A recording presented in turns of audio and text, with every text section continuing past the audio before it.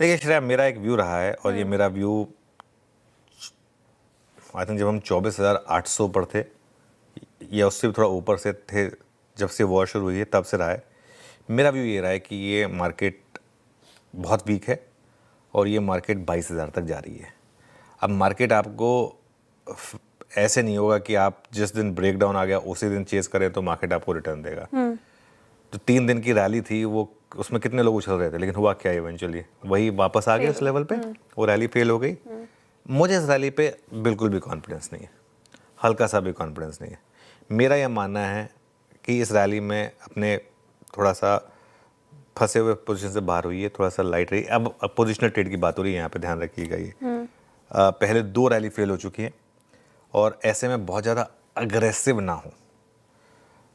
Trade करना भी अगर आपको लॉन्ग साइड पर तो स्टॉप लॉस के साथ करें, ऑप्शंस के थ्रू करें। ओवरनाइट तो बिल्कुल ना कैरी करें, क्योंकि वीकेंड पे क्या हो जाए आई थिंक हम में से कोई नहीं जानता कि इस वीकेंड पे क्या हो सकता है।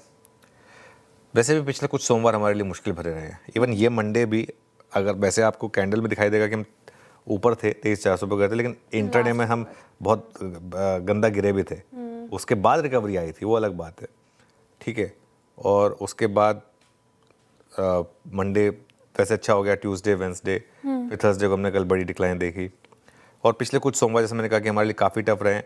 और ऐसे में पोजीशन मत कैरी करें। क्यों? क्योंकि अभी भी अगर आप देखें, अब खबरें आ रही हैं कि अब नवरोज़ पे जो ईरान के अब जो लीडर हैं, जो अब तक पब्लिकली दिखे नहीं हैं, नवरोज़ एक बहुत बड़ा फेस्टिवल होता है कम्युनिटी के लिए, क्या वो एड्रेस करेंगे देश को? आई थिंक ये एक बड़ा सवाल है।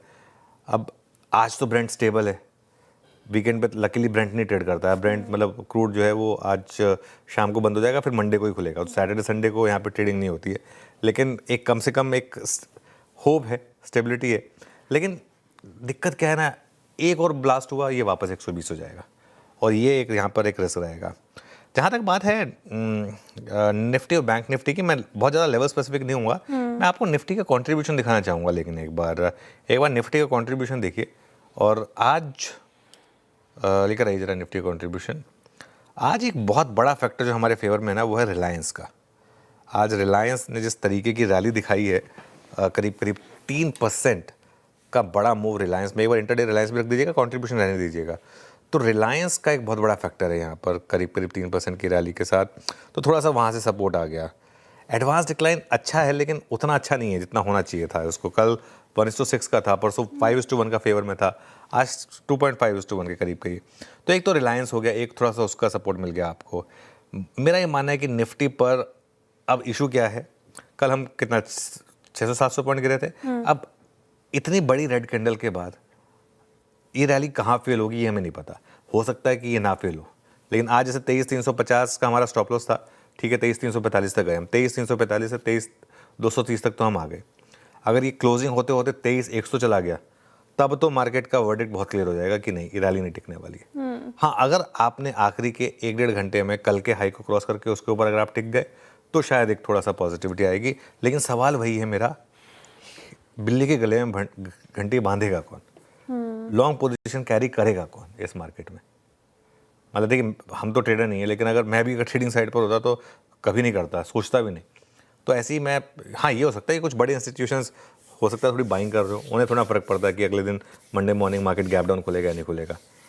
तो लेट्स सी। बैंक निफ्टी की जहाँ तक बात है ना, आज बैंक निफ्टी में एक बहुत ही क्रूशल लेवल था, उसके ऊपर इसने टिकने की कोशिश की लेकिन नहीं टिक पाया।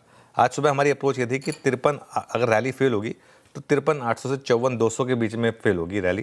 53,800, 54,200 इस जोन में फेल होगी। उसके कहीं ऊपर गए हम, 54,382 तक गए, लेकिन वहाँ से स्लिप हुए। और एक बार आप HDFC बैंक वापस देखिए, HDFC बैंक वापस नीचे आया है। तो थोड़ा सा ये हल्का सा वीकनेस वाला पार्ट मुझे लग रहा है। चलिए